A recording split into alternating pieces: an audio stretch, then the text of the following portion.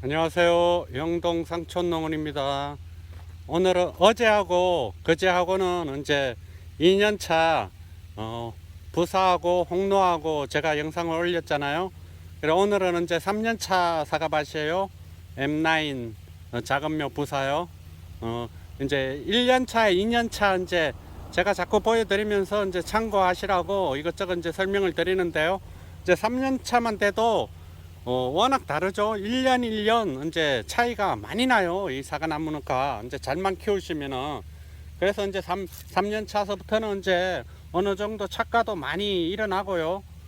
그래서 이제 수확도 어느 정도 할 수가 있는 그런 해예요. 그러니까 1년 2년 특히 제가 이제 중요하게 생각하는 거는 2년 차예요. 2년 차에 어떻게 사과나무를 잘 이제 유인을 잘하고 시비 관리를 잘 해야지 이제 3년 차가 이제 수영이 완성되는 그런 해예요. 그러면은 2년 차까지 수영만 잘 완성을 해 놓으면요, 이게 이제 평생 가는 거예요. 이게 영구 척지잖아요. 이런 게 다 이제 제가 이제 이 주간에서 나온 이런 저는 척지라고 해요. 이제 부주지라고 하는 분도 있고 이제 여러 용어가 있는데 저는 이제 척지라는 그 용어가 이제 입에 배가지고 이제 저는 척지라고 얘기를 하는데요. 그래서 이렇게 주간에서 나온 이 척지를 잘만 유인을 해 놓으면요, 이게 이제 영구 척지가 되는 거예요. 계속 가는 거예요. 한 번만 유인을 잘 해 놓으면은 이게 이제 평생을 가는 거잖아요. 그래서 제가 2년 차에 유인이 그 정도로 중요하다고 생각을 하는 거예요. 이 나무 특성을 이제 알아야 되는데요. 이 나무 특성, 나무 원리, 나무 섭성 이런 거를 이제 기본적으로 좀 아셔야지 배우시면서도 이제 많이 이제 그게 재배 기술이라든지 이런 게 많이 늘어요. 그냥 공부도 그렇잖아요. 그냥 외우기만 하면은 그거는 단기간에 그냥 그때는 그냥 아 그렇구나 알겠다 이렇게 생각이 드는데 또 바로 시간이 지나면 바로 그냥 까먹게 되잖아요. 그런데 이제 원리나 그 이제 이해를 이제 잘하고 넘어가면은 이제 그거 그 한 가지를 예를 들어 얘기를 듣고 이제 두 가지, 세 가지를 거기다 접목을 할 수가 있는 거예요. 그래서 나무 특성이라는 거는 최고 기본을 이제 아셔야 되는데, 나무 특성은 이게 이제 하늘로 가면 이제 세워지면 세워질수록 이 가지가 이제 척지로 예를 들면요, 이 각도가 이렇게 하늘로 가면 갈수록 이 주간하고 이 척지와의 각도가 좁아지면 좁아질수록 세력이 세지는 거예요. 세력이 세진다는 거는 여기 척지 끝에 힘이 실린다는 거예요. 그러다 보면 도장지성 이제 척지가 되는 거예요. 그러면은 영양분이 이 세워지면 세워질수록 영양분이 이 척지 끝으로 가기 때문에 여기 척지 중간 이런 데가 나대지가 되는 거예요. 이런 새순이 안 나오고 여기가 그냥 아무것도 없는 그런 나대지가 되는 거예요. 근데 저희는 이제 여기에 착과를 시켜야 되는 게 주목적이잖아요. 사과를 좋은 품질 좋은 사과를 생산하기 위해서는. 그래서 유인이라는 거를 해줘서 이렇게 유인을 하면 영양생장, 그러니까 아까 그 신초가 하늘로 가려는 그거를 억제시켜 주는 거죠. 인위적으로 사람이. 그러다 보면은 이 안에 이제 새순이 많이 나면서 이렇게 꽃눈이 이제 형성이 되는 거예요. 영양분이 이제 어느 정도 차단이 되면서 이렇게 이제 내년에 이제 여기에다가 사과를 달아야 되겠구나 하고 모든 식물이나 나무들이 그렇게 생각을 하는 거예요. 그러면은 이렇게 유인을 하면은 다 유인을 했다고 생각을 해볼게요. 이 척지를. 그러면 그 힘이 어디로 가겠어요? 위로 가겠죠. 유인 안 한 가지로 가는 거예요. 힘이. 유인 안 한 가지는 최고 저 위에 주간 끝에 힘이 실리는 거예요. 모든 가지를 다 유인했을 때 얘기해요. 그런데 1단은 유인을 하고 2단을 유인을 안 했다고 생각해 볼게요. 그러면 힘이 어디로 가겠어요? 2단 척지로 가겠죠. 이렇게 2단이 세워져 있기 때문에 각도가. 그래서 내가 2단 척지를 이거를 이제 좀 키우고 싶다 이러면은 유인을 빨리 안 하시면 돼요. 그러면은 이 신초 끝이 빨리빨리 자라겠죠. 그래서 이 정도 이제 자랐을 때 이제 그만 자라게 해야 되겠다 하면은 그때 유인이라는 주간에서 90도로 꺾어줘서 유인을 시키는 거예요. 그러면은 인위적으로 사람이 조정을 할 수가 있는 거예요, 이게. 그래서 이제 어떤 가지는 또 약해요. 이렇게 너무 약해. 그러면은 내가 이거를 좀 굵게 만들고 키우고 싶어요. 튼튼하게. 그러면 그럴 때도 세워줘야 되겠죠. 나무를, 척지를, 가지를 세우면은 이게 자람새가 높아지면서 척지도 굵어지는 거예요. 굵어지면서 이렇게 튼튼한 가지가 되는 거죠. 지금 이런 게 다 꽃눈이 맺힌 거예요. 여기에 그냥 내년 봄까지 가면은 이게 꽃눈이 이제 돼서 여기에 사과가 달리는데, 보통은 이제 여름 장마철에 많이 2차 성장을 하는 경우가 있어요. 저런 게 꽃눈이 지금은 완성됐지만 영양분이 가도하면은 저기서 또 신초가 나와요. 그걸 갖다 2차 성장이라 하거든요. 그래 2차 성장한 가지에서 나온 꽃눈은 그거는 이제 사과가 맛이 없고 품질도 안 좋아요. 그래서 이제 제가 얘기하고 싶은 거는 2년 차에는 일단 척지를 완성을 시킨다고 그랬잖아요. 그러니까 일단 척지를 완전히 완성을 이제 수평 유인을 해가지고 완성을 시키고요. 그 다음에 나오는 신초, 위에 신초는 이제 신초 길이에 따라서 이제 그때 선택을 하는 거예요. 아, 이 부위에는 내가 가지를 받고 싶다. 이러면 아상 처리를 하는 거죠. 그러면은 아상 처리를 모든 눈에 다 했을 때하고 내가 꼭 받고 싶은 데만 아상 처리를 했을 때 어디가 잘 나오겠어요? 다 한 것보다는 다른 데는 아상 처리를 안 했는데 한 부분만 아상 처리를 했어요. 그러면은 그 부위에만 나올 확률이 더 높아요. 확률이 높아지는 거예요. 그러니까 꼭 받고 싶은 부위 위주로 아상 처리도 하는 게 좋겠고요. 유인도 마찬가지로 아까 드린 대로 수평 유인을 하면 생장이 억제가 되기 때문에 수평 유인을 이제는 척지 굵기도 마음에 들고 이제 그만 성장을 시켜야 되겠다 할 때는 이렇게 유인을 해주면은 이제 이 나대지가 없이 이 안에 이렇게 꽃눈이 완성이 되는 거예요. 이렇게 맺는 거예요. 이렇게.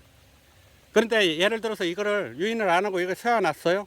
그러면은 꽃눈이 안 오겠죠. 저기에 영양 생장을 하기 위해서 이 신초 끝에다가 영양분을 이 나무가 공급을 해주기 때문에 계속 성장만 하는 거예요. 그런 이제 나무 특성을 이제 최고 기본적인 걸 아셔야 돼요.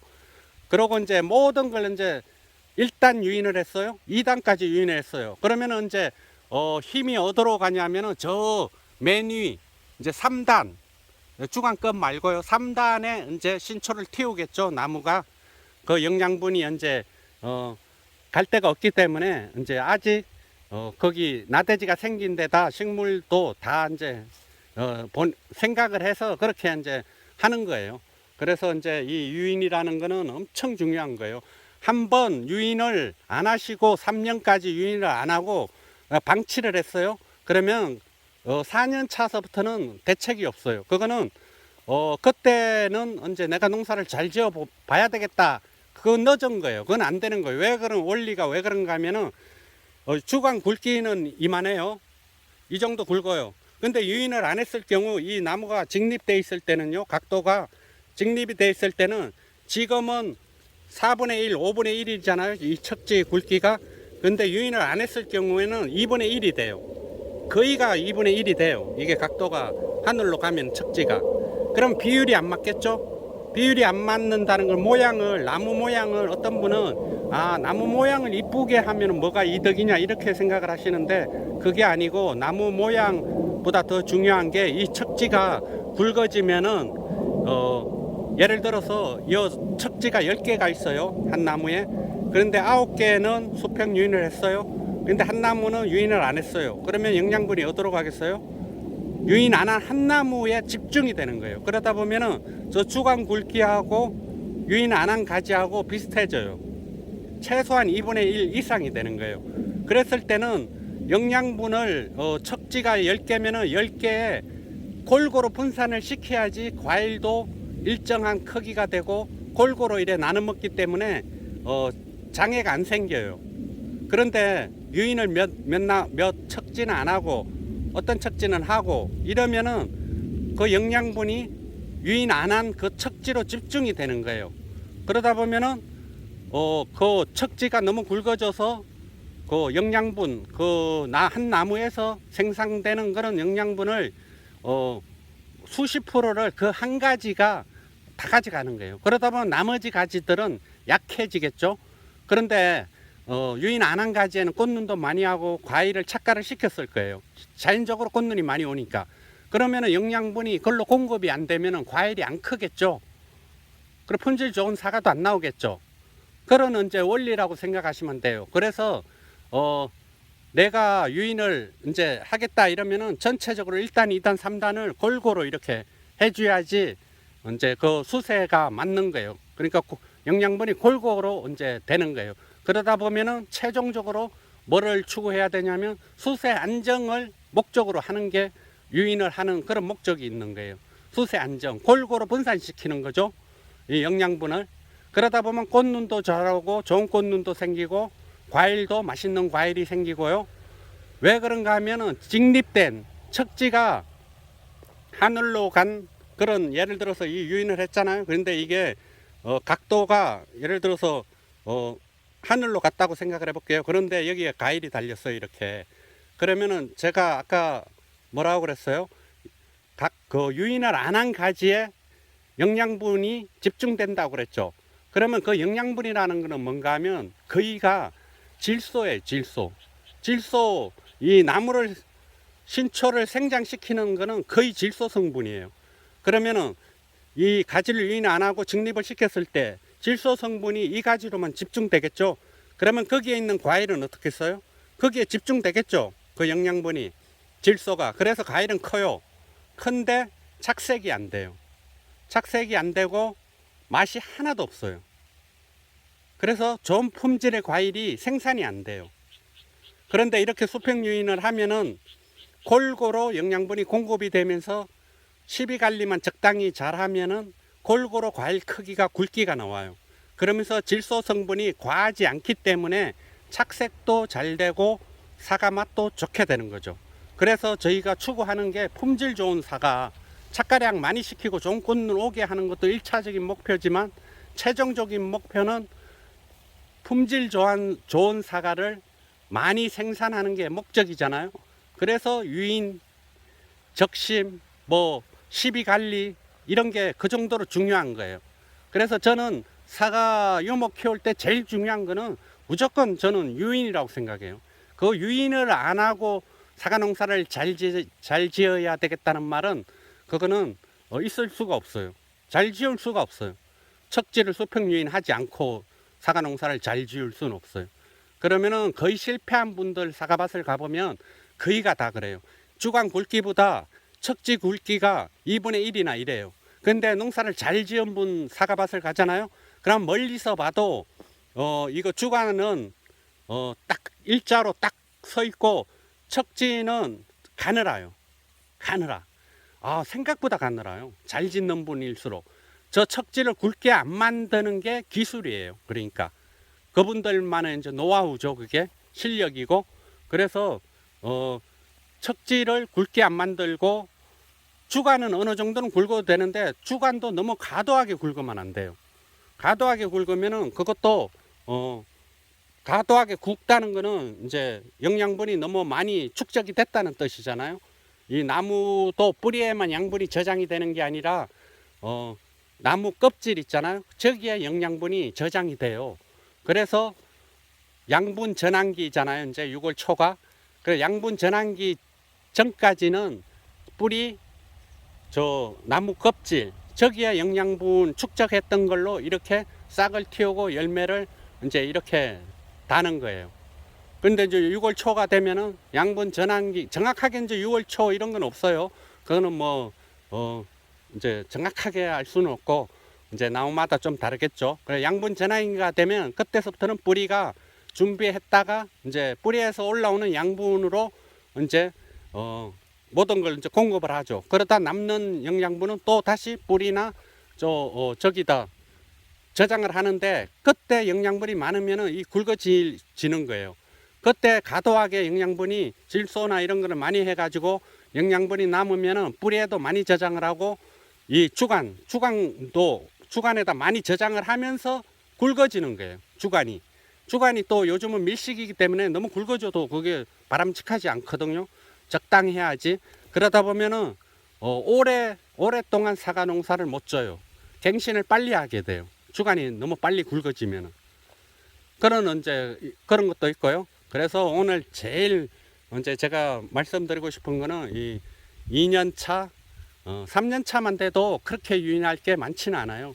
2년 차에 유인만 잘 해놓으면, 2년 차에 유인만 잘 해놓으면 3년 차부터는 꽃눈이 잘 오고, 아, 과일이 너무 안 달려서 이래 문제다, 이런 분들 많잖아요.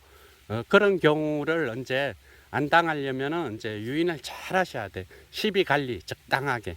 수세를, 부사는 무조건 수세를 약간 약하게 가야 돼요. 그래야지 꽃눈이 잘 와요. 수세가 세면은 꽃눈이 안 오는 그런 특성이 있는 게 부사예요. 근데 홍로나 다른 뭐 시나노 골드나 아리수나 다른 거는 안 그래요. 그런 거는 수세를 좀 강하게 가야 돼요. 자체가 수세가 약한 특성이 있어요. 그리고 조기 수확을 하잖아요. 그렇기 때문에 5월달 이럴 때 영양 공급을 좀 많이 해줘도 돼요. 수세가 좀 세다 해서 꽃눈이 안 오고 그러지 않거든요. 그런 품종들은. 그런데 제가 주로 다루는 거는 부사예요. 우리나라 대표 이제 품종이기 때문에 부사에 대해서 말씀을 드리는데요. 부사는 수세가 세면은 절대 꽃눈이 안 와요. 그래서 어떤 분들은 8년, 9년, 10년 됐는데도 한 나무에 과일이 몇 개밖에 안 달리는 거예요. 그거는 유인을 안 하면은 직립된 가지는 수세가 세다고 그랬잖아요. 그래서 계속 꽃눈이 안 오고 나무만 크는 거예요. 계속. 그러면 이제 어느 시점이 되면은 감당이 안 돼서 이제 캐내야 되는 그런 결과가 이제 초래가 될 거예요. 그래서 유목 때는 유인을 최고 이제 유인을 잘 하셔가지고 그러고 적당한 비료나 이런 걸 하셔야지 질소 성분이 많은 그런 거름을 하면은 낭패를 봐요. 그렇다고 해서 또 나무를 막 너무 영양분을 공급을 안 해가지고 고사하게 그렇게 하는 절대 하면 안 되겠죠. 물은 주기적으로 꼭 주셔야 되고 가리 질소 섞인 거 복합비료 수세를 봐서 잎 색깔이 너무 연하다든지 그러면 한 주먹씩 이제 뿌려줘야 되겠죠. 비 오기 전이나 간수하기 전에 한 주먹씩 뿌려줘서 수세를 맞추는 거죠. 그렇게 하시면 될 것 같습니다. 예, 여기까지 하겠습니다. 감사합니다.